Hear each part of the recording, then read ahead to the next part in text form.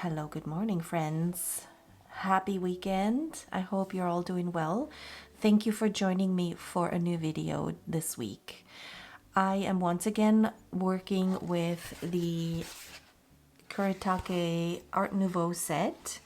I keep wanting to try new color combos because I pick colors from this set that either don't mesh well or are just not my favorite color combinations. So today I'm gonna play it a little bit more safe, and I want to play with these two colors. They are the old mauve and the grayish blue, but I'm also going to add the gold from my little extra palette here in on the surface first, because I really liked how this worked out last time I did it. And I once again prepped the lightest gold of this set. So I think I'm just gonna spray this down. This is my 100% cotton bee paper. It is cold pressed.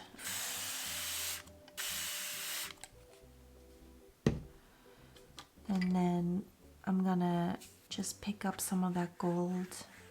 I did one with these colors and I was a little too heavy-handed with the picking up the colors, and it just turned a little bit too dark for me. I still like it. I'm still gonna use it, but it was a little too dark for me. So I'm trying really hard to keep these colors light and a little bit on the brighter side. All right, I am going to use the smaller brush for that because it won't soak up so much paint. And now we're just gonna let the colors mingle in an easy breezy fashion. Not trying to use too much. I might also still use some of the gold.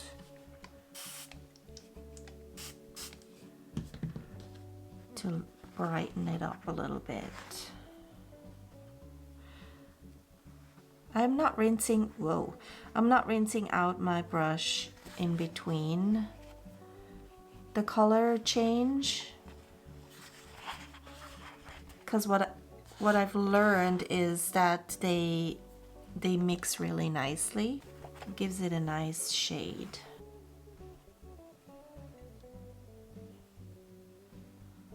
Putting it in the gold, however, makes it look weird. I just realized. Oh well.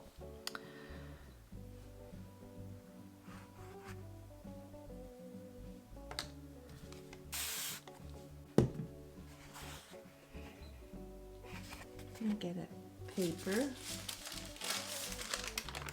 just in case.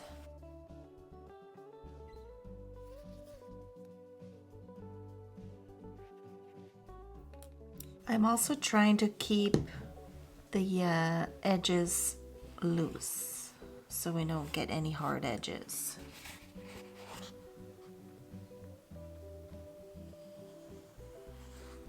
I think that mauve does some really nice wispy things.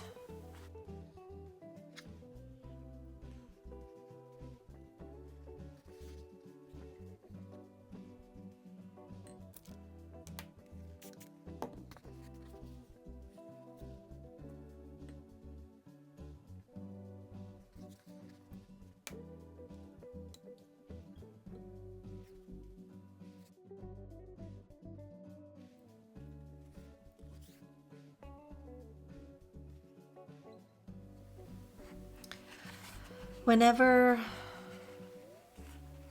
I work with a lighter background, it's a little bit harder than to find things to doodle with, just because of the lack of that contrast.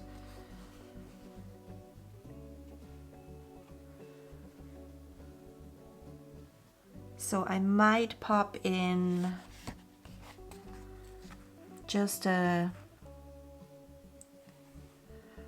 couple of spots of interest. I might also, once this has dried, I might also splatter some of the mauve and the blue on top. Let me see if I can mop this up a little bit. The initial color drop is now getting a little bit muddy.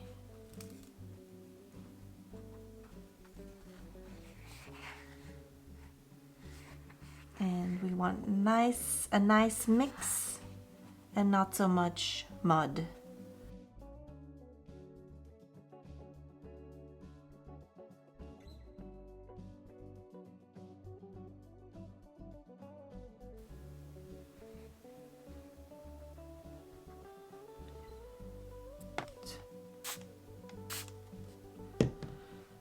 Just need a little bit more water so that they can move a little bit more around before they dry.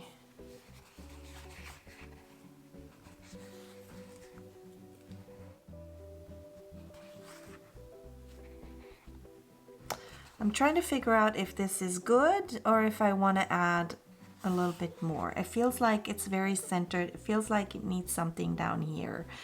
Let me add some more gold just to maybe let this drop down. All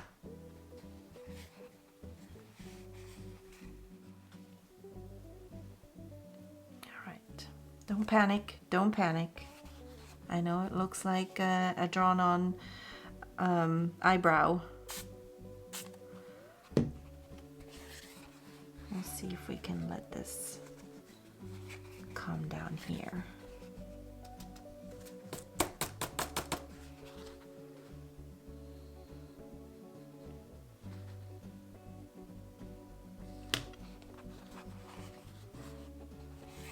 Now we don't want to muddy this up, so I am curving the paper so it's not starting to pool. And then we're just gonna let it do its thing, and then we can see if it needs a little bit of help. See how the colors now go this way? I almost feel like it could use just a little bit more of that blue in here.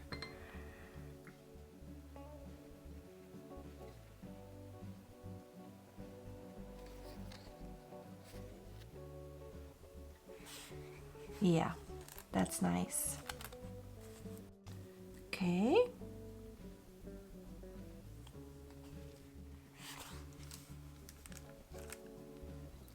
So this is, I think, where we're gonna stop. And this is what I had in the beginning. You see the difference? It's just a little bit less heavy. So we're just gonna, I'm gonna let this dry and then we'll come in and put some splatters down. And then we can call this one done. But if I added the splatters now, they would just all disappear again. So I will be back shortly.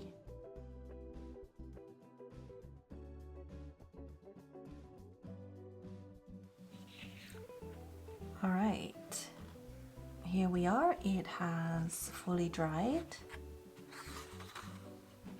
and I am enjoying the colors.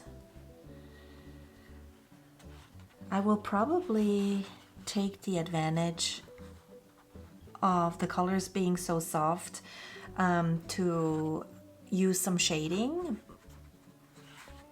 but I'm trying to figure out if I have the correct colors in the pencils. But yep, I'm excited to start working on it. So let's put time lapse on and I will talk you through it. Okay, here comes the fun part. I'm starting with my very thin black pen, and I was contemplating on whether I should use a different color because the background was so light. I always worry that those harsh black lines are just too much.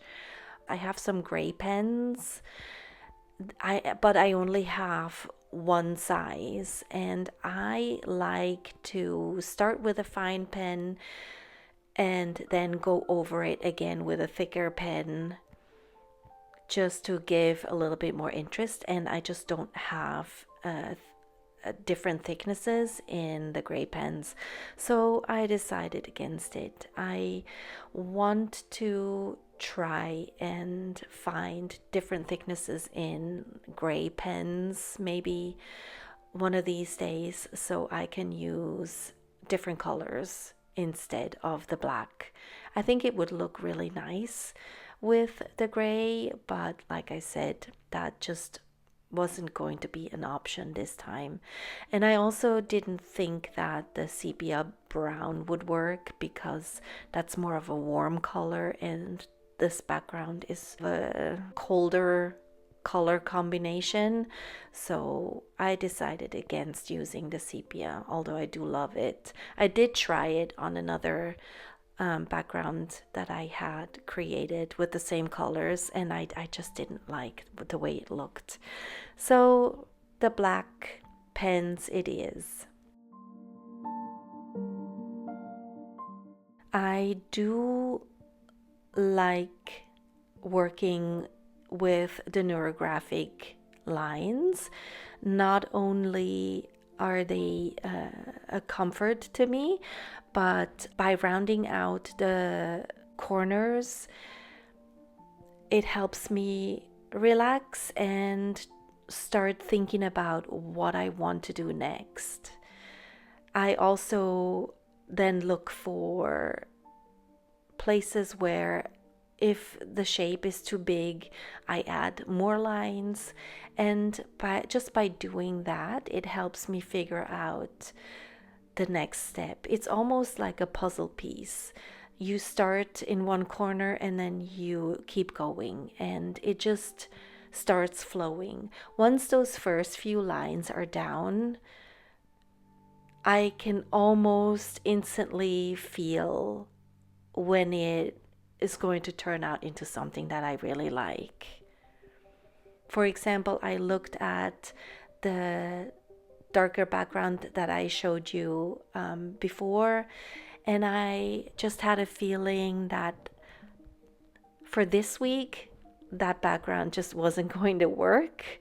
And that's really interesting to me because another week, that background is going to be just great and it will flow. That was not the case this week. And so when you encounter such a time and you feel like, oh, I created this background, but I just don't feel it. If after a day or two you still don't feel it, I would suggest you create a different one. And then you can compare the two and you can figure out which one speaks more to you. I loved those colors, but I just knew that I wasn't into the darker colors.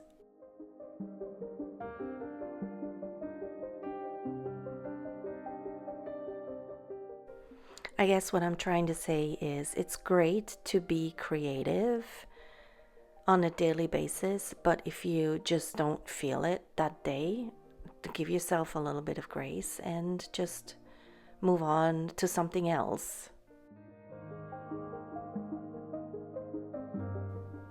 I just knew that this background would lend itself really well to some shading, and I'm really glad I figured out the colored pencil situation and was able to find colors that would work well. I really need to step up my colored pencil game and maybe invest in a wider variety of colors in the pencil area so that I can keep using them and use colors that are a little bit different from your usual palette.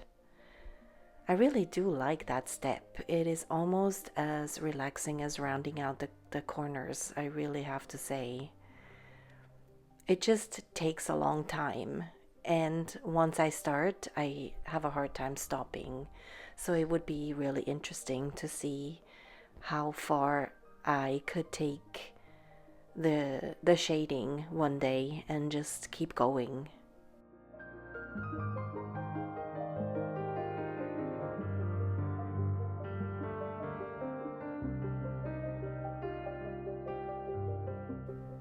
So once I work on a composition and I pretty much know where it's going, I switch back and forth from dotting and doodling and embellishing the piece a little bit more, and sometimes that helps me figure out what the end result will look like.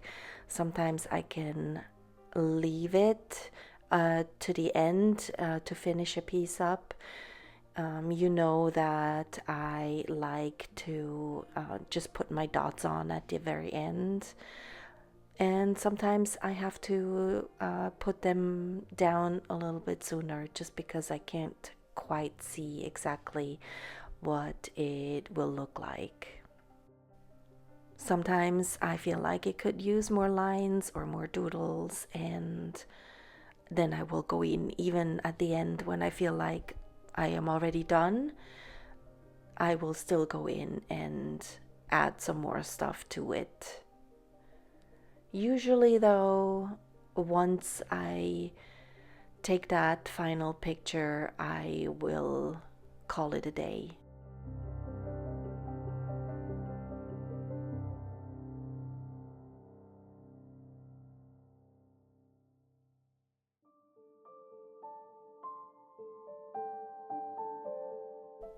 I really like using some white spots in my pieces lately.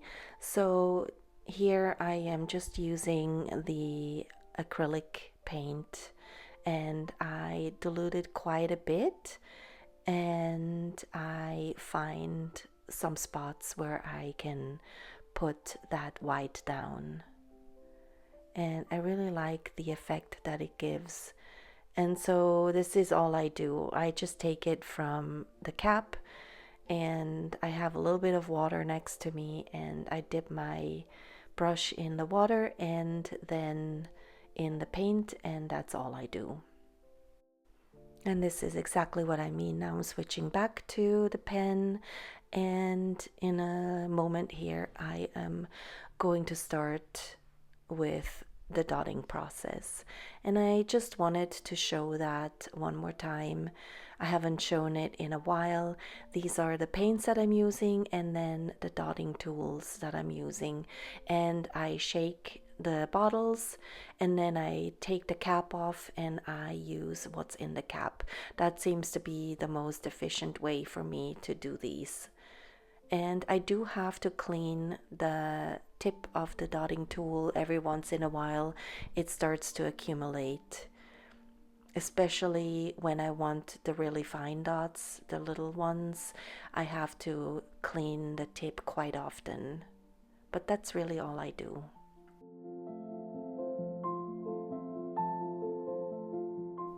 I do love a variety of different sizes of dots, and I like to combine them together.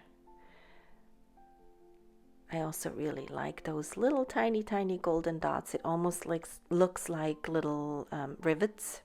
Is that the word? Rivets. Let me look it up. Yep, it's rivets. I got it right. Sometimes I use words still that I think are the right words, and then I'm like, wait a minute, English is not my first language, so Still, to this day, sometimes I have to double check. But anywho, this white pen here, my friends, is my newest favorite pen. And if you are struggling with your white pen, go check out the description box below this video, and I will have it linked. If you feel like you need a new white pen, go get yourself this one. And if you're looking for something else that I've used in this video, everything is always listed in the description box below this video. So go check that out. But I am just finishing up with a couple more dots here, and then I'm gonna call this one done. And when I looked at it, I wasn't quite sure. You could hang it up this way, but you could also hang it up vertically, I guess. So it is a multi-directional piece if you wish. So yeah, I really enjoy these colors. These colors speak to me very well. And if you made it all the way to the end, leave me an emoji of your choice in the comments down below. I am always excited to see what you have to say and whether or not you made it all the way to the end. I hope you have a wonderful weekend, and I will see you next time.